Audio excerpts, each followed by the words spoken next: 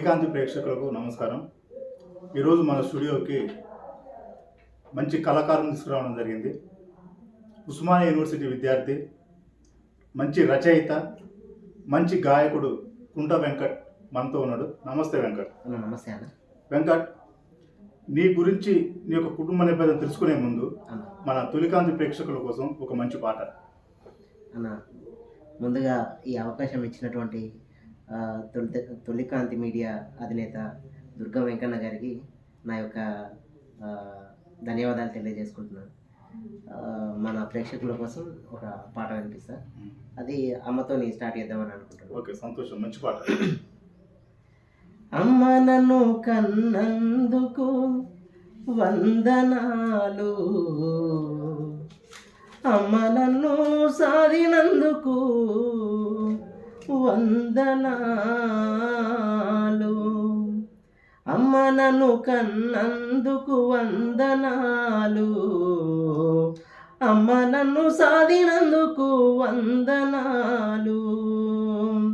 పల్లెరుల కాలములోన పరిగెలేరే రోజుల్లోన, పల్లెరుల కాలములోన పరిగెలేరే రోజుల్లోన ఎండకు నీయలేదు, వానకు రానియలేదు, రెక్కలనే ఉయ్యాలుగా చేసి జోలపాడిన తల్లివి నీవు.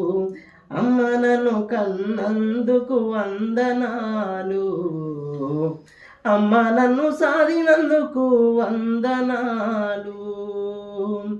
పాలతో జీవం పోసి పెరుగుతో బువ్వను పెట్టి బుగ్గలు ఆరిపోకుండా ముద్దులెన్నో గుమ్మారించి రెక్కలనే ఉయ్యాలుగా చేసి జోలపాడిన తల్లివి నీవు. అమ్మ నన్ను కన్నందుకు వందనాలు, అమ్మ నన్ను సాధినందుకు వందనాలు. మంచి పాట పాడినా. అమ్మ గురించి వెళ్ళి అమ్మ ఒక అవినేత అని చెప్తూ ఒక మంచి పాట పాడినా. నీకు ఈ పాట ఎలా పరిచయం అయింది? నీకు పాటలు పాడాలని ఎందుకు అనిపించింది? అన్న, ముందుగా మనది పల్లెటూరు ప్రాంతం.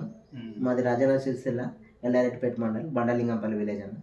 సో మాది గ్రామీణ నేపథ్యం కాబట్టి ఇక పల్లెటూరులో మహిళలు నాట్లేసే కాడ కానీ బతుకమ్మల కాడ కానీ కలిసే కాడ నాట్ల కాడ వాళ్ళు పాటతోని ఆటతోని సాగిపోయే పరిస్థితి ఉంటుంది కనుక మా అవ్వ కూడా అదే పాటను పాడుతూ వచ్చిన సందర్భంలో మా అన్నకి ఈ పాటలు అబ్బినాయి. అన్న సామాజిక నేపథ్యానికి సంబంధించిన పాటలు, జానపద పాటలు అట్లా పాడుతూ స్కూల్ నుంచి కళాశాల నుంచి ఒక పెద్ద వేదిక ద్వారా రాష్ట్ర స్థాయిలో ఉన్నటువంటి కవి గాయకులు. మా అన్న ప్రస్తుతం రాజన్న సిరిసిల్ల జిల్లా కోర్టులో అడ్వకేట్ చేస్తున్నాడు. పాటలు పాడతాడు. అన్న పేరు కుంట శ్రీనివాస్. నీకు బాగా నచ్చిన పాట? నాకు బాగా నచ్చిన పాట అంటే ఒకటి చిన్నప్పుడు నేను పాడేదన్న. ఆ పాట బీజం వేసింది అన్నమాట. ఎప్పుడు అదే యాద చేసుకుంటా. ఇక నాకు పాటలు నచ్చింది అంటే దాంతోనే అనుకోండి.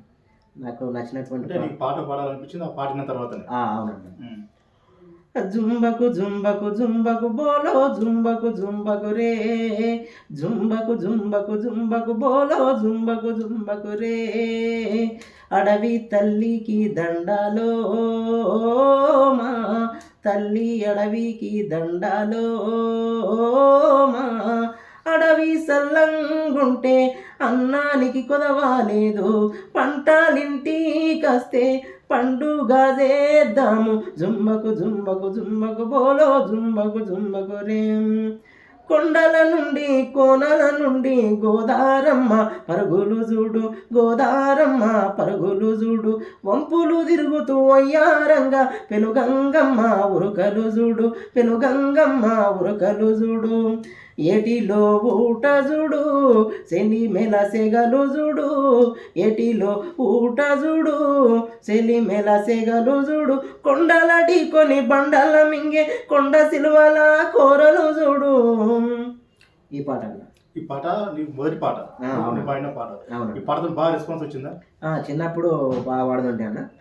టీచర్స్ కానీ మా ఫ్రెండ్స్ కానీ చాలా అప్రిషియేట్ చేసేది. ఉమ్. సో దీని ద్వారా మనకు ఒక గుర్తింపు అనేది మొదలైంది ఈ అనమాట. పాటతో బాగా గుర్తింపు వచ్చింది. అవునండి. నువ్వు పాటలు పాడడమే కాకుండా పాటలు రాస్తావు కదా? పాటలు కూడా రాస్తాను. ఇప్పటి వరకు ఎన్ని పాటలు రాసినావు? దాదాపు 12 దాకా రాసి ఉంటాను. కొన్ని అవి కొంచెం వాటిని ఫైల్ చేయలేక కొన్ని పోయినాయి కూడా. కొన్ని మిస్ అయిపోయింది. కొన్ని మిస్ అయినాయి, కొన్ని పాటలు ఉన్నాయి. అవునండి. నువ్వు రాసిన పాటలలో నీకు బాగా ఇష్టమైన పాట? నేను ఫస్ట్ రాసిన సాంగ్ వచ్చేసి అన్న మామూలుగా ప్రయోగాలు చేస్తుండే పాట మీద. ఎట్లా అంటే ఇప్పుడు సపోజ్ మన ఆడుదాం డప్పుల్లో దరివేయరు అనే పాట ఉంది కదా.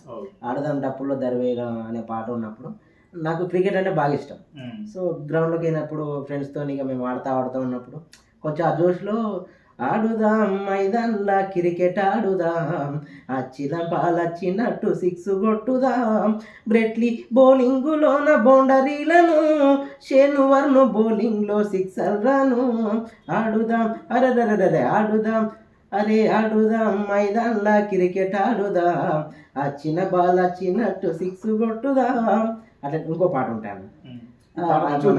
ఇంకోటి అదిరేటి బాలు నువ్వు వేస్తే బెదిరేటి షాటునే కొడితే దడ నీకు దడ అనుకుంటే ఇట్లా ప్రయోగాలు చేస్తుంటే. సో ఈ రకంగా మెల్లమెల్ల మొదలైంది పాటలు పాడడం నుంచి రాసేంత వరకు కొన్ని ఫస్ట్ రిమిక్స్ చేస్తుంటే. తర్వాత నేను ఫస్ట్ రాసిన పాట తెలంగాణ అమరావతి మీద రాసినటువంటి పాట అన్న. అది 2010-11 ప్రాంతంలో. అప్పుడు నేను టీటీసీ చేస్తున్నా, కరీంనగర్ డైట్ కళాశాల. అది ఎక్కడున్నారు వీరులు ఏమైపోయారు, గుండెల్లున్నారా తెలంగాణ జెండలున్నారా, ఎక్కడున్నారు వీరులు ఏమైపోయారు, గుండెల్లున్నారా తెలంగాణ జెండలున్నారా, గుండెల్లున్నారా తెలంగాణ జెండలున్నారా, పొడిసే పొద్దుల్లో మీ రూపులు చూస్తాము, పొడిసే పొద్దుల్లో మీ రూపులు చూస్తాము, పిండి వెన్నెల్లో గా పిండి వెన్నెల్లో మీ చిరునవ్వులు చూస్తాము, ఎక్కడున్నారు వీరులు ఏమైపోయారు, గుండెల్లున్నారా తెలంగాణ జెండలున్నారా, కారే కన్నీల్లో మీ త్యాగము చూస్తాము, కారే కన్నీల్లో మీ త్యాగము చూస్తాము, పోయేదారుల్లో మేము పోయేదారుల్లో మీ జాడలు చూస్తాము, మేము పోయేదారుల్లో మీ జాడలు చూస్తాము. ఈ పాట నువ్వు ఇంత మంచిగా పాట పాడుతున్నావు కదా, నీకు ఎవరన్నా సింగర్ ఇన్స్పిరేషన్ ఉన్నారా? సింగర్ ఇన్స్పిరేషన్ అంటే ఫస్ట్ ఆఫ్ ఆల్ మనకి అవ్వ ప్రేరణ కలిగించింది. తర్వాత నీకు అమ్మ పాడడం వల్ల నీకు అబ్బింది పాట. అమ్మ నుంచి అన్న ఇక వాగ్దాటి అనేది చాలా అద్భుతంగా ఉంటుంది. సో వాళ్ళ నుంచి ప్రేరణ పొందుంటుంది. ఇక ఈ రకంగా పొంది మనకు కూడా విలేజ్లో అది ఆటోమేటిక్గా వస్తా. అది ఎట్లయితే మనకు పాట అనేది స్వచ్ఛమైంది అంటా ఉంటాం కదా, ఆ స్వచ్ఛత అనేది మాకు చిన్నప్పటి నుంచే గోరుముద్ద లెక్క అందినాయి. ఆ రకంగా ఇక ఇప్పుడు మీ ముందు పాట గురువులు అమ్మ అన్న. నువ్వు రచయితవు కదా, నీకు బాగా ఇష్టమైన రచయితలు ఈ రచయిత బాగా పాట రాసిండు, ఇలాగా నేను కూడా పాట రాయాలని ఊళ్ళో ఒక ఇన్స్పిరేషన్ ఉంటుంది కదా, అలా ఇన్స్పిరేషన్ ఉన్న రచయిత ఎవరన్నా? రచయిత మారడానికన్నా మెయిన్గా స్కూల్ లెవెల్లో మాకు ఎర్రోజు సత్యం సార్ అని మా తెలుగు చెప్పే సార్ ఉంటుండే. పెద్దింటి అశోక్ కుమార్ అని తెలంగాణ కథా రచయిత. సో మా గురువు గారు మ్యాథ్స్ చెప్తుండే. సో వీళ్ళు మాకు చిన్నప్పటి నుంచే కవులుగా తెలుసు. కాకపోతే వాళ్ళు కవులుగా ఉంటారు అని చెప్పేసి మనకు అంటే వాళ్ళు కవులు ఇంత పెద్ద పేరు ఉంటుంది సమాజంలో అని తెలియదు 6th, 7th క్లాస్ టైంలో. సో మా సత్యం సారు ఎప్పుడు ఎంకరేజ్ చేసేది పాడండి అట్లా ఇట్లా అని. ఉన్న పాటలు వాడుతుంటుంది. ఇంకా అప్పటికి ఇంకా రచయితగా ఎదగలేదన్నమాట. సో ఒకసారి మా పెద్దింటి అశోక్ కుమార్ సార్ ఏం చేసిండంటే, అరే పిల్లలు మీరు మీకు ఏదైనా రాసే అలవాటు ఉంటే రాసుకొని రండి ఒక కవిత లెక్క అని చెప్పేసి చెప్పిండు అన్న. రాసిన తర్వాత ఏం చేస్తుండే మేము రాసినటువంటి వాటిని ఆ బోర్డు నల్ల బోర్డు మీద ఆ రోజు డిస్ప్లే చేస్తుండే. అది మాకు భలే అనిపించేది. అరే మా పేరు దాని కింద మా కవిత అట్లా ఆ మంచిగా బోర్డు మీద మీ పేరు ఎక్కేసరికి కొంచెం ఇన్స్పిరేషన్ వచ్చింది. సో నేను అప్పుడు మొట్టమొదటిగా రాసుకున్నటువంటి వాక్యం ఏదంటే అన్న, ఉమ్. రాత రాసిన బ్రహ్మ కన్నా రాత నేర్పే గురువు మిన్న. సూపర్. ఈ చాలా రాత బాగా ఇది ఫస్ట్ రాసుకున్న పాట అది కవిత లెక్క అన్న. ఉమ్. మనకి ఇక 2 లైన్లు ఎక్కువ రాదు అది. పాటలు కాదు కవితలు కూడా రాస్తున్నా. కవితలు కూడా రాస్తా అన్న. ఓకే. సో ఇక వీళ్ళు ఒక రచనకి మనకు ఒక ఆద్యం పోసినట్టు అన్న. ఉమ్. నెక్స్ట్ ఇక గద్దరు సాంగ్స్ వింటుంటుంది చిన్నప్పుడు. ఉమ్. గోరె మన అందశ్రీ పాటలు విన్నాము, గోరెటి వెంకన్న, వందే మాత్రం పాటలు అంటే ఇక బీభత్సంగా మన ఎర్ర సైన్యం అవి ఉంటాయి కదా. ముందు మాత్రం సినిమా సార్. సో ఇప్పుడు మనం ఆ సినిమాలు బాగా చూసేది కాబట్టి అందులో ఉన్న పాటలు మనల్ని కదిలిస్తుండే, భలే అనిపించేది. అవి మన గ్రామీణ నేపథ్యంలో ఉన్న సామాజిక పరమైనటువంటి అంశాలను స్పృశిస్తాయి కాబట్టి ఇంకా బాగా బలంగా మనకి నోళ్ళగా నానుతా ఉంటుండే. మరి వందే మాత్రం సినిమా సార్ పాట వచ్చా? ఒక పాట పాడతాను నాకు గుర్తుకుంది. అయితే అది రాజకీయ నాయకులను ప్రశ్నిస్తూ ఉన్నటువంటి పాట. దొంగలు దొంగలు పగటి దొంగలు, దొంగలు దొంగలు పదవి దొంగలు, దొంగలు దొంగలు దొంగలు రో జనాన్ని ముంచే లంగలురా, దొంగలు దొంగలు దొంగలు రో జనాన్ని ముంచే లంగలురా, శవాల మీద పైసలేరుకునే సాడే సైతాను సువర కొడుకులు ఇట్లుంటారన్న. అదే రాజకీయ నాయకులను ప్రశ్నిస్తూ మంచి పాట. ఇప్పుడు గద్దరు కూడా ఇన్స్పిరేషన్ అన్నావు కదా. ఇప్పుడు గద్దరు ఈ మధ్య కాలంలో అనేది దూరమైంది కాబట్టి ఆ గద్దరాన్ని గుర్తు చేసుకుంటూ ఒక మంచి పాట అన్న పాట, గద్దర్ అన్న పాట. నేను ఇప్పుడు తెలంగాణ ఉద్యమం అని చెప్పినా కదా. సో అప్పుడు టీటీసీ చేసే ప్రాంతంలో ఈ తెలంగాణ ఉద్యమం స్టార్ట్ అయింది కాబట్టి మేము ఇక చిన్న చిన్నగా బయట మేము ఉద్యమాలు చేసినప్పుడు కానీ చిన్న చిన్నగా ఆ రోడ్డు మీద బయట పాడే పాటలు. ఇక అప్పుడు మనకి ఏ పాట దొరికిందంటే అమ్మ తెలంగాణ అనే పాట దొరికిందండి. కాకపోతే దాన్ని రాసింది గద్దర్ అని మనకు తెలియదు. కాకపోతే మన పని ఏంటంటే పాడడం కాబట్టి పాట నేర్చుకున్నాం. గద్దర్ అనే పేరు మనకు తెలియదు ఇక. సో పాట తెలుసు. తర్వాత అది మెల్లమెల్లగా తెలుసుకున్నా, గద్దర్ అన్న రాసిందా అని చెప్పేసి అనిపించింది.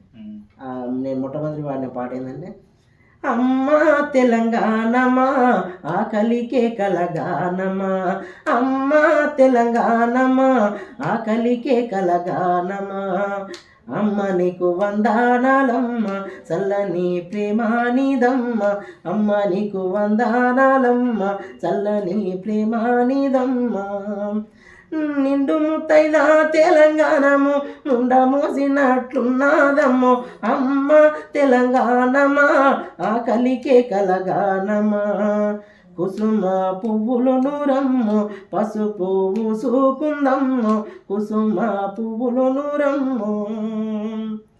ఇట్లుంటున్నా ఈ పాట పాడిన. ఈ పాట పాడిన తర్వాత మనకు వచ్చినటువంటి మొట్టమొదటి ప్రశంస ఏంటంటే జూనియర్ గద్దర్ అని మమ్మల్ని పిలిచిరు అక్కడ. అంటే అప్పుడు మనకు తెలియదు కదా, గద్దర్ గద్దర్ అని మమ్మల్ని అక్కడ పిలుస్తుండే. సో అప్పటి నుంచి గద్దర్ అంటే ఈయన నాని జస్ట్ నన్ను పిలుస్తురేంది గద్దర్ అంటే, నా పేరు వెంకటేష్ కదా, గద్దర్ అంటే ఎవరంటే తెలుసుకున్నా అప్పుడు అప్పటికే కొంచెం తెలిసి ఉండే. ఇప్పుడు మన గోరెటి వెంకన్నుడు ఆయన కూడా సమాజాన్ని స్పృశిస్తూ ఎన్నో పాటలు రాసిండు. ఆయన పాటలలో నీకు ఏమైనా గుర్తున్నాయి పాటలు? ఆయన రాసిన పాటలలో మన కుబుసం సినిమాలో ఒక పాట ఉంటుందన్న, మన ఆ సినిమాలో పాట తొందరగా యాదకస్తలేదు కానీ ఆ పాట ఒకటి బాగుంటుంది. పల్లె కన్నీరు వెడుతుందో కనిపించని కుట్రలా, నా తల్లి బందీ అయిపోయిందో కనిపించని కుట్రల అనే పాట అనేది చాలా బ్రహ్మాండంగా అనిపించింది. పల్లె గురించి బాగా అవునన్న. పల్లె మీద జరుగుతున్నటువంటి దోపిడీ గురించి దాన్ని ప్రశ్నిస్తూ ఏమైపోయినాయి అప్పటి వృత్తులు, కుల వృత్తులు, ఇప్పుడు అక్కడ అది కుమ్మరి సారీ అనేది మొత్తం అక్కడ ఖరాబ్ అయిపోయిందని చెప్పుకుంటా ఒకప్పుడు ఒక 30 ఏళ్ల క్రితం ఉన్న ఆయన గుర్తు చేస్తూ రాసిన పాట. అవునవును, కుల వృత్తులన్నీ పోయినాయి, ఇప్పుడు ప్రజెంట్ అక్కడ బూడిది తప్ప ఏం లేదు అన్నట్టుగా రాసిన. అది మంచిగా అనిపించింది, చాలా మంచి పాట. ఒకసారి గోరెటి వెంకన్న పాట వచ్చేసి తెలంగాణ నేపథ్యంలోనేనా, పరుగు పరుగు నచ్చినారు పట్నమూల వాలినారు, పరుగు పరుగు నచ్చినారు పట్నమూల వాలినారు, వలసచ్చిందే వలసి వతందారులయ్యినారు, బర్రె జన్గలోలే వట్రి జిలేలమ్మ జిట్ట, మన బతుకాగం జయ్య వట్రి జిలేలమ్మ జిట్ట. ఈ పాట ఒకటి పాటలు మంచి పాట ఇది. అవునండి, అవును. అదేవిధంగా తెలంగాణలో ఇంకా చెప్పుకున్న ప్రముఖ కవి ఇంకోరు ఉన్నారంటే అందశ్రీ ఉండు. అందశ్రీ ప్రస్థానం కూడా తీసుకొచ్చారు. అందశ్రీ పాటలు ఏమన్నా గుర్తున్నాయి? అయితే స్కూల్లో జయ జయ తెలంగాణ మేము స్కూల్ లెవెల్ నుంచి అది పాట ఉద్యమ నేపథ్యం నుంచి వచ్చింది. సో పాడేటోళ్ళం అప్పుడు స్కూల్లో కొంచెం కొంచెం పాడుతుంటుంది. ఈ జయ జయ అనే పాటని తెలంగాణ ప్రభుత్వం రాష్ట్ర గేయం కూడా ప్రకటించింది. అవునవును. సో ఆ జయ జయ తెలంగాణ పాట నేను కూడా పాడిన వేదికల మీద చిన్న చిన్న పాడుంటే. సో దాని రచయిత అందశ్రీ అని పాడిన తర్వాత తెలిసింది. అంటే మనం చిన్నపిల్లలం కాబట్టి పాడాలన్న ఆతృతలో మనకు అప్పుడు వీళ్ళని గుర్తించుకోవాలి. పాట వచ్చింది వినడం పాడడం, రచయిత రాసిండు ఈ కవి రచన మనకు తెలియదు. ఎప్పుడైతే మనకు రాయడం అబ్బిందో సో మనం వాటి కింద పేరు పెడుతున్నప్పుడు ఓహో దీనికి కూడా నేపథ్యం వాళ్ళు రాసిన వ్యక్తి పలానా వ్యక్తి అని చెప్పేసి అప్పుడు తెలుసుకున్నాను. జయ జయ హే తెలంగాణ జననీ జయకేతనం, ముకోటి గొంతుకలు ఒకటైన చేతనం. జయ జయ హే తెలంగాణ జననీ జయకేతనం, ముకోటి గొంతుకలు ఒక్కటైన చేతనం. జయ జయ హే తెలంగాణ జననీ జయకేతనం, ముకోటి గొంతుకలు ఒక్కటైన చేతనం. తరతరాల చరిత గల తల్లి నీరాజనం, 10 జిల్లల నీ పిల్లలు ప్రణమిల్లిన శుభతరుణం. జై తెలంగాణ జై జై తెలంగాణ. పోతనది పురటి గడ్డ రుద్రమది వీరగడ్డ, గండర గండడు కొమురం భీముడే నీ బిడ్డ. కాకతీయ కళా ప్రబల కాంతిరేఖ రామప్ప, గోలుకొండ నవాబుల గొప్ప వెలుగు చార్మినార్. జై తెలంగాణ జై జై తెలంగాణ. నిజంగా ఈ ఊరు పెట్టిన జూనియర్ గద్దర్ అని ఆ పదం, ఆ జూనియర్ గద్దర్ అనే పదం నిజంగా సార్థకం. ఎంతో మంచిగా పాటలు పాడుతున్నావు. అయితే ఇప్పుడు ఏదన్నా ప్రోగ్రామ్ జరుగుతుంటది, ఆ ప్రోగ్రామ్ స్టేజ్ మీద పోవాలంటే మనకు ఇబ్బంది. అప్పుడు స్టేజ్ మీద పోతానికి ఇబ్బంది అవుతుంటది మనకు. ఇప్పుడు మిగతా వాళ్ళంటే తొందరగా ఎక్కి పాడగలుగుతారు, మన స్టేజ్ మీద పోవాలంటే అది ఒక పెద్ద టాస్క్ అది. అలాంటి సందర్భంలో నీకు ఏమైనా ఎదురైందా, ఇబ్బంది పడే సందర్భం? ఎదురైంది అన్న, చాలా సార్లు ఎదురైంది. ఎందుకంటే మనము పాడుతున్నాము, మనం కూడా రాస్తున్నాం కదా. సో ఒక కవికి రచయితకు ఉండేటువంటి ఒక లక్షణం ఏంటంటే అతను కోట్లు ఆశించాడు, ఏం ఆశించాడు, ప్రజల నుంచి ఒక చప్పట్లు అనేటువంటి ఒక దుప్పటిని కప్పుకోవాలనే ఒక కోరికతో ఉన్నటువంటి వ్యక్తి. సో తప్పిస్తూ ఉంటాడు అన్నమాట. ఖచ్చితంగా మనం కూడా చిన్న చిన్నగా అప్పుడే ఎదుగుతున్న క్రమంలో రచయితగా కవిగా కావచ్చు. సో అక్కడికి వెళ్ళి పాడాలి, మనం రాసినటువంటి పాటను వినిపించాలి అందరికీ, అందరి ద్వారా చిన్న మన్నలను పొందాలి అనేటువంటి ఒక చిన్న కాంక్ష అయితే ఉంటుండే అన్న ప్రతి కళాకారుడు. అవునన్న. ఇప్పుడు స్కూల్ లెవెల్లో కావచ్చు, మనం స్టేజ్ ఒక కాడ ఉంటుంది, మనం ఒక కాడ ఉంటాం. సో ఇంకా అప్పటికి ఈ ప్రజెంట్ మనకు వీల్ చైర్ ఇవన్నీ ఎక్విప్మెంట్స్ అందుబాటులో లేకుండే విలేజ్ లెవెల్. సో అక్కడ దాకా పోవాలంటే అదొక ఇబ్బంది ఉంటుంది. సో అప్పుడు కొన్ని సందర్భాలలో నిరాశ ఎదురవుతుంది అన్న సందర్భంలో ఏం చేసేది, ఫస్ట్ రోలో పోయి కూర్చుంటే వెంటనే పోయి మనం పాడుతుంటాం. కానీ పెద్ద పెద్ద మీటింగ్లో అయినప్పుడు ఏంటంటే పోలేము కదా, పెద్ద క్రౌడ్ ఉంటుంది. సో మనల్ని పిలిచి దగ్గరుండి మన బాణిని వాణిని వినిపించుకోవడానికి ప్లాట్ఫామ్ ఇచ్చే వ్యక్తులు కూడా చాలా తక్కువ అన్న. సో కాబట్టి ఎప్పుడో ఎదగాలని ఉంటుండే, ఆత్రత ఉండే. మనం కూడా రచయితకి వెళ్ళాలి, రాయాలి, మీడియాలో మనం కూడా ప్రచారం కావాలి అనే ఒక అది ఉంటుండే. కానీ కొన్ని కాలానుగుణంగా ఎదురైనటువంటి ఇబ్బందుల వల్ల ఆ మార్క్ వరకు రీచ్ కాకపోయినాం. కాకపోతే వెళ్ళిన మనసుల వరకు అయితే సంతృప్తిగా ఉన్నాం. సంతృప్తి. ఇప్పుడు నాకున్నటువంటి మిత్రులందరూ పాట ద్వారా ఏర్పడ్డ ఒక బంధం లాంటిది. సో పువ్వులలో దారం ఎట్లా ఉంటారు, మిత్రులు కూడా మనకు ఒక వాళ్ళ అలంకారం అన్నమాట. మన పాటను అభిమానిస్తారు, పాడాలని కోరుకుంటారు. మన జీవితంలో ఒక పై స్థాయికి ఎదగాలని కోరుకుని ఆశించే వ్యక్తులు కూడా చాలామంది ఉన్నారండి. మీరు మీరు మీరు ప్రోగ్రామ్ జరిగితే అక్కడ మీరు ఉన్నారంటే మీ పాట వినాలని మిమ్మల్ని తీసుకుపోయి స్టేజ్ మీద కూర్చోబెట్టి పాటలు ప్రత్యేకంగా పాటిస్తారట. కొంచెం అది కొద్దిగా తక్కువ ఉంటుంది అన్న. కొంచెం కొన్ని సందర్భాలలో ఒక 2-3 సందర్భాలు ఉండొచ్చు అట్లా. సో తెలంగాణ మూమెంట్ అప్పుడైతే ఒక అతను ఉంటుండే అక్కడ, మేము ఎల్ఎండి కాలనీ అంటాం కరీంనగర్లో. సో అక్కడ ఉండే లోకల్ లీడరు మనల్ని కాలేజీలలో తీసుకుపోయి వాడిస్తుండే. శ్రీకాంతాచారి వర్ధంతి రోజున కూడా అక్కడ వాడిస్తుండే. సో ఇంతకుముందు నేను ఎక్కడున్న వీరులు అనే పాట ఆ రోజు అక్కడ కూడా పాడినా. సో అప్రిషియేట్ చేసారు, బాధపడ్డరు. ఒక మంచి కళాకారుడు పాడలేకపోతున్నారు. అవును. తెలంగాణ ఉద్యమం జరిగేటప్పుడు స్టేజ్ మీద పాటలు పాడినా తెలంగాణ రాష్ట్రం కోసం. తెలంగాణ రాష్ట్రం కోసం అదే ఇప్పుడు ఎక్కడున్నారు వీరులు అనే సాంగ్ ఉంది కదా, ఇది నేను పాడిన. మన దాన్ని ఏమంటారు, ఇంజనీరింగ్ కాలేజ్ వాళ్ళు ధూమ్ధామ్ కండక్ట్ చేసారు, చాలా పెద్ద కార్యక్రమం. సో పెద్ద కార్యక్రమం కండక్ట్ చేసినప్పుడు నేను ఇట్లనే క్రౌడ్లో ఉన్నా. ఉండేసరికి నేను పాడంగా చూసిన ఒక లీడరు వెంటనే నన్ను దూరం నుంచి గుర్తించిండు అనుకోకుండా. సో గుర్తించి నువ్వు పాడదుపా అని చెప్పేసి నన్ను అందరి మధ్యలో లాడుకొని తీసుకుపోయాడు, కుర్చీలో కూర్చొని పెట్టాను. పాడిన తర్వాత ఇక అందరూ రికార్డ్ చేసుకోవడం. ఇక తెల్లారి ఏమైందంటే నేను బ్యాంక్ పని మీద అక్కడ పోయినా. అక్కడ ఇంజనీరింగ్ స్టూడెంట్స్ వాళ్ళు అన్న నమస్తే అని ఒక చిన్న విష్ చేసి ఉండే, చాలా హ్యాపీగా అనిపించింది. తెలంగాణ ఉద్యమంలో కూడా పాటలు పాడాను. అయితే ప్రభుత్వం గుర్తించండి, తెలంగాణ ఉద్యమం కోసం నిజంగా నిష్పక్షపాతంగా స్టేజ్ మీద పాట పాడిన కళాకారుడు ఇక్కడనే ఉండు. మీరు ఎవరో దొంగ కళాకారులను గుర్తించి వాళ్ళకి ఉద్యోగాలు ఇచ్చారు. ఇసుండలో కూడా ఉద్యోగం కల్పిస్తే చాలా సంతోషంగా ఉంటుంది. ఈ తెలంగాణ ఉద్యమంలో స్టేజ్ల మీద ఎన్నో పాటలు పాడాడు. కాకపోతే ఏంటంటే ఒక చిన్న వికలాంగత్వం వల్ల అతను బాగా ఫేమస్ కాలేకపోయాడు. వెంకట్, ఇంకో పాట రాసినాం కదా, నువ్వు రాసిన ఇంకొక మంచి పాట, ఇంకోటి మన నువ్వు రాసిన పాట. ఓకే అన్న, నేను రాసిన పాటల్లో ఇంకోటి మన అమరవీరుల మీద ఇంకోటి వినిపిస్తాను. వీరులార వందనం, విద్యార్థులార వందనం, వీరులార వందనం, విద్యార్థులార వందనం, సూరులార వందనం, తెలంగాణ వందనం. ఉస్మానియా క్యాంపసులో ఉదయించిన సూర్యులై, తెలంగాణ పల్లెలలో వెలుగు నింపు దివ్వెలై. చాలు చాలు ఈ బతుకులు ఇక ఎన్నాళ్ళని అడుగుతూ, తిరుగులేని తిరుగుబాటు జయాలని తీర్పు చెప్పే వీరులార వందనం, విద్యార్థులార వందనం. కాకతీయ ప్రాంగణాన కాంతులైనారు మీరు, కన్న తల్లి రుణము తీర్చ కఠిన దీక్ష ఊనినారు. కళ్ళబొల్లి మాటలకు కాలం చెల్లిందన్నారు, కలలు గన్న తెలంగాణే కార్యసాధనన్నారు.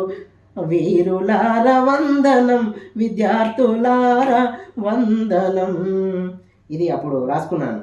అంటే నేను ఇవి రాసుకున్న పాటలు తెలుగు, కాకపోతే మనకు గ్రంథస్థమై ఉన్నాయి మన బుక్లలో, మన మెదళ్ళలో, అట్లా ఎప్పుడన్నా పాడుకోవడానికి. ఇప్పుడు ప్రస్తుతం ఏం చేస్తున్నావు? ప్రజెంట్ నేను రీసెంట్గా ఎంఎడ్ కంప్లీట్ అయిపోయిందన్న ఉస్మానియా యూనివర్సిటీలోనే మెయిన్ క్యాంపస్. నెక్స్ట్ ఇప్పుడు psychology, MA psychology first year join అయ్యాను. సో అట్లనే ఇప్పుడు తెలంగాణ గవర్నమెంట్లో టీచర్ జాబ్ చేయాలనేటువంటి ఒక ఆశతో ఉన్నటువంటి వ్యక్తిగా, సో డిఎస్సి కోసం ప్రిపేర్ అవుతా ఉన్నాను. గోల్ టీచర్ కావడం. అవునన్నా, అంటే టీచర్ అనేవాడు ఇంతకుముందు నేను రాసుకున్న లైన్ ఉంది కదా, రాత రాసిన బ్రహ్మ కన్నా రాత నేర్పే గురువు విన్నా. అంటే ఇది ఫౌండేషన్ అన్నమాట. ఇక్కడ నుంచి ఒక డాక్టర్, ఒక సైంటిస్టు, మేధావులు ప్రతి ఒక్కరు పుడతారు కదా.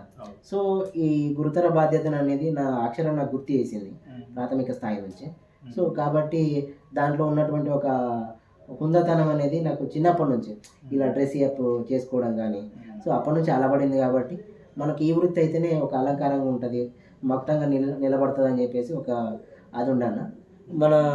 మన సేవలు కూడా ప్రభావవంతంగా వెళ్ళాలంటే ఒక టీచర్ వృత్తి దానికి ఒక నిలబడగలుగుతుంది అని చెప్పేసి. సో ఊర్లలో కూడా అంటే ఏదో మీడియా ముందు చెప్పాలి, ఎక్స్పోజ్ కావాలనే అంశంలో కాదు, కాకపోతే ఇలాంటివి కూడా మనం చేస్తున్నాం అనేటువంటి తెలియాలి కాబట్టి చెప్తున్నా. సో మా ఊర్లో కూడా చాలామంది అంటే గురుకుల 5వ తరగతి పిల్లలు ఉంటారు ఎంట్రన్స్ కోసం, వాళ్ళని కూడా నేను అక్కడ కూర్చోబెట్టి చదివించి కొంతమంది సీట్లు రావడం కూడా అంటే కారణమైన అని అనుకోను, నేనే కాదు. కాకపోతే ఏంటంటే నేను ఒక రకమైనటువంటి రెస్పాన్సిబిలిటీ నేను నిర్వర్తించిన అని అనిపిస్తున్నాను. ఒక 12 మంది 15 మంది దాకా గురుకులకు పోయినటువంటి విద్యార్థులు మా ఊరు నుంచి ఉన్నారు. ఓకే, ప్రేమ అంటే ఈరోజు ఫిబ్రవరి 14. అవును. ప్రేమ అంటే యువత ఏదో అనుకుని చెడు అలవాటులో అలవాటు అవుతారు. వీరు వాళ్ళ మీద ఏమైనా పాటలు రాశారా? ప్రేమ మీద ప్రేమ మీద అంటే ఏం పాటలు ఏం రాయలేదన్న. ఎందుకంటే మనది ఎప్పుడు ఉద్యమ పంత, సామాజిక నేపథ్యము, ప్రశ్నించే తత్వం కాబట్టి ఇప్పుడు సమాజాన్ని మేల్కొల్పే పాటలు. అవునండి. ఈ ప్రేమ అనేది ఇక చూస్తూ ఉన్నాం కదా సినిమాలలో అట్లా ఇట్లా వస్తూ ఉంది. ఇక ఉద్యమ పంతాల్లో పెద్దగా ఏం తీసుకెళ్ళలేదు దాన్ని, రాయలేదు కూడా. కాకపోతే ప్రేమ అంటే నా దృష్టిలో ఏందనంటే అది చాలా స్వచ్ఛమైందని చెప్పేసి నేను అనుకుంటాను. కాకపోతే మారుతున్న పరిస్థితులు, ఈ టెక్నాలజీ యుగంలో దానికి ఉన్నటువంటి ఆ విలువ అనేది కుంటుపడుతుంది. అదే చాలా బాధగా అనిపిస్తూ ఉంటుంది. ఎందుకంటే ప్రేమ అనగానే ఒక అందమైన అమ్మాయి, ఒక అందమైన అబ్బాయి మధ్యనే కలిగేటువంటి ఒక రకమైన దాన్ని కన్నా చూస్తున్నారు తప్ప అది ప్రతి ఒక్క వ్యక్తిలో ఉంటుంది అనేది ఎవరు గుర్తించలేకపోతారు. అంటే నడిచే వ్యక్తిలో ఉంటుంది, నడవని వ్యక్తులు అంటే ఆలోచించే ప్రతి వ్యక్తిలో కూడా ప్రేమ అనేది ఉంటుంది కదా. సో అది కొంతమంది మాత్రమే పరిమితం అవుతుంది, మిగతా వాళ్ళకి అది అందరి ద్రాక్షగానే మిగిలిపోతుంది. సో ఇప్పుడు వికలాంగులు అయితేనేమి, సకలాంగులు అయితేనేమి, ప్రతి ఒక్కరి లోపల ఆ ప్రేమ అనేది ఉంటుంది. సో కాకపోతే ఆ ప్రేమను గుర్తించేటువంటి మనస్తత్వం ఎదుటి వ్యక్తిలో లేనప్పుడు అది సకలాంగులు ఉన్నా కానీ, వికలాంగులు ఉన్నా కానీ అది ఎందుకు పనికిరానటువంటి వస్తువు అయిపోతుంది కదా. ప్రేమ మీద అంటే మామూలుగా ఒక పాట అంటే అమ్మాయిని ఈ మధ్యలో వర్ణిస్తూ ఉంటారు, రకరకాల వాళ్ళ అందాలని అని చాలా వల్గర్గా వర్ణిస్తూ ఉంటారు. కాకపోతే అట్లా వర్ణిస్తూ ఉంటారు. కాకపోతే ఎందుకో మనకు అది నచ్చదు. కాకపోతే స్వచ్ఛదనం అనేది పల్లెటూరులో ఎట్లా కనిపిస్తుంది అంటే ఒక అమ్మాయిని గురించి పాడేటప్పుడు, పిల్ల నిన్ను ఏ పేరున పిలుసుకుందునే, ఓ పిల్ల నిన్ను ఏ పేరున తలుసుకుందునే, పిల్ల నిన్ను ఏ పేరున పిలుసుకుందునే, ఓ పిల్ల నిన్ను ఏ పేరున తలుసుకుందునే, సుగుణాల రాసి నిన్ను సుగుణాందున, సిరిగల్ల మోముదాన శ్రీదేవందున, లతవోలే విరిసే నా శ్రీలతందున, లతవోలే విరిసే నా శ్రీలతందున, నా సౌందర్యాల రాసి సౌజన్యవందున. అంటే ఇక్కడ చూడండి అన్న, ఎక్కడ కూడా మనకు ఒక వల్గారిటీ అనేది కనిపించదు. అంటే చాలా స్వచ్ఛంగా తనకు రెస్పెక్ట్ ఇస్తూ పాడుతున్నటువంటి పాట. కానీ ఇప్పుడు అంటే పాడడానికి ఇది నేను వేదిక కాదనుకుంటున్నా. ఎందుకంటే ఇది మనం ఒక మంచి వేదికలో ఉన్నాం, ఆ పాటలు పాడితే ఇది ఎంత చెడిపోతుంది, దీనికి ఉన్న పవిత్రత దెబ్బతింటుందని నేను అది వినిపించలేకపోతున్నాను. అంటే ఆ ప్రేమకు ఉన్నటువంటి అంత గొప్పతనం అనేది ఇట్లుంటుంది అన్నమాట. మర్యాద ఇచ్చిపుచ్చుకోవడం అనేది ఉండాలి. ఒక అమ్మాయి అయినా ఒక అబ్బాయి కన్నా ప్రేమ అనేది ఇచ్చిపుచ్చుకోవాలి, కానీ ఒక అధికారం చెల్లాయించేలాగా ఉండకూడదు. ఇప్పుడు సినిమా పాటల్లో కూడా ఒక అమ్మాయి అంగంగా ఊరనే చేస్తారు, కానీ ఒక పవిత్రంగా ఒక అమ్మాయిని గౌరవించే విధంగా ప్రేమ పాటలు ఉండట్లేదు. నీకు ఈ జానపద గేయాలు కాకుండా, పల్లె పాటలు కాకుండా ఇంకేమన్నా సినిమా పాటలు ఏమన్నా? సినిమా పాటలు అంటే అన్న ఇప్పుడు నేను చెప్పిన కదా ఆర్ నారాయణమూర్తి పాటలు, అవి కూడా సినిమా పాటలే కదా. సో సినిమా పాటలే కానీ అవి సమాజాన్ని మెరుగుపే విధంగా ఉంటాయి. అంటే వాళ్ళు ఏం చేసుకున్నారంటే అందరి లోపలికి వెళ్ళాలి కాబట్టి సినిమాను వేదిక చేసుకున్నారు. ఇప్పుడు మామూలుగా వేదికల మీద పెడితే రారు కదా, టీవీ అనగానే పెట్టుకొని చూస్తాం, వినిపిస్తూ ఉంటాం. సో అవి కూడా సినిమాలే కాబట్టి సో వాటి ద్వారా కూడా మంచిగా అనిపిస్తుండే అవి ఆర్ నారాయణమూర్తి తీసిన సినిమాలు.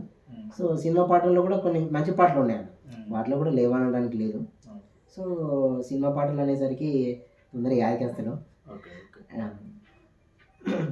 తునికాంతి ప్రేక్షకులారా, ఒక మంచి కళాకారుడు ఈ యొక్క వీడియోని లైక్ చేసి సబ్స్క్రైబ్ చేసి ఈ వీడియోని మీ వాట్సాప్ గ్రూపుల్లో అక్కడిక్కడ లింకు సెండ్ చేస్తే మనోనికి ఫేమస్ అవుతాడు, మనోనికి ఏమైనా మంచి అవకాశాలు వస్తాయి, మనోడు ఇంకా ఉన్నతమైన శిఖరాలకు వెళ్ళే అవకాశం ఉంటుంది. కాబట్టి ఈ యొక్క వీడియోని మీరు అన్ని గ్రూపుల్లో షేర్ చేయండి, సబ్స్క్రైబ్ చేయండి. ఇంకొక మంచి పాట పాడండి అన్న. ఏమైందంటే అన్న, ఇప్పుడు ప్రజెంట్ నేను పాడుతూ ఉన్నప్పుడు మొదటిగా వచ్చినటువంటి వాగ్దాటి పాడుతూ ఉన్న క్రమంలో రావట్లేదు. ఎందుకనంటే అన్న, ఇక్కడ చిన్నప్పుడు ఒక అంటే ఇంటర్మీడియట్ టీటీసీ లెవెల్ వరకు కూడా బాగానే వస్తుండే గొంతు. కాకపోతే ఏమైపోయిందంటే మనకు ఎలాంటి ప్రోత్సాహం లేకపోవడం వల్ల ఆ నిరుత్సాహం అనేది లోనయ్యి మనం రాయడం పాడడం తగ్గడం వల్ల గొంతు ఏమైపోద్ది అంటే అది షార్ప్నెస్ కోల్పోతా ఉంటుంది. ఎప్పుడు సాధన ఉంటే సాధన అనేది ఇక మధ్యలో మానేస్తాం ఏంటంటే అవునండి రాగం పోతుంది. అవునవును. సో ఆ రకంగా ఏమైపోయిందని అంటే ఇక మనకి ఆ ప్రాక్టీస్ అనేది ఎక్కువ లేకపోవడం, కొన్నిసార్లు యాది మర్చిపోయినట్టు ఇక పాడుకోకుండా వదిలిపెట్టడం వల్ల ఇక అది రాను ఏమైపోయిందంటే కొంచెం ఇక్కడ రా అయిపోయిందన్న. అంతకుముందు షార్ప్గా వస్తుండే, పాడితే ఇక దద్దరిల్తుండే రూమ్ అంతా.